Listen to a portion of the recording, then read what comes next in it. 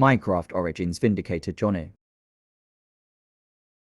Johnny met a pillager. The pillager asked him what brought him all the way into the birch forest. Johnny replied with, "I got mad. I didn't mean to kill that kid." The pillager put down his crossbow and sat down on a log. The pillager said, "Lucky for you, I also ran out my village for something. Something that I regret still till this day." Johnny looked shocked and sat down with the pillager and asked him if he'd want to talk about it. The pillager said, "Sure kid, but first let me ask you this one thing, you got nowhere to go. So would you like to join me? Join the Illagers."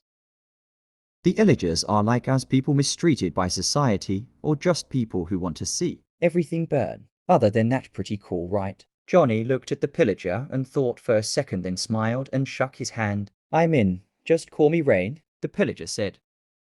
Once Johnny and Rain got up and left to go on a long journey to the pillager outpost, Johnny looked at the evil tower. In amazement, he got off the horse and was met with for other pillagers. "Welcome to our outpost, Johnny. We're the sentries for the Illagers. We go on patrols and hunts. But our captain is the pillager raid captain. She leads the raids on other villages." Wearing the golden helmet, Johnny looked surprised. Raid? He didn't know the Illagers killed the villagers. "I don't think." Johnny was cut off by Rain. "You killed a kid with an axe too late for second-guessing, friend."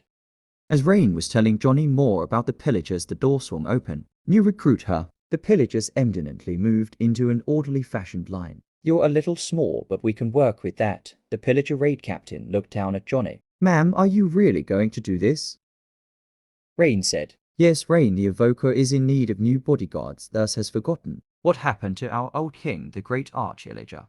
Rain looked down and kneeled to the raid captain. "Sorry for my insubordination." Johnny looked at Rain with a face of betrayal as an pillager knocked him out. As Johnny woke up from being unconscious, he realized he was strapped to a chair and saw the raid captain with a stranger in black robes with gold. He screamed out, "Help! Somebody help me!" But no one came as the evoker walked towards him. "Hush, Johnny, you'll still be aware of your surroundings.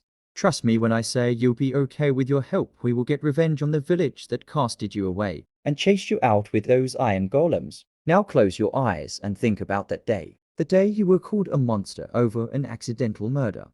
Johnny hesitates for a moment and closed his eyes and yelled in pain as the evoker cut open his head and skull, putting lapis lazuli into Johnny's brain, adding magic for the lapis spell to work.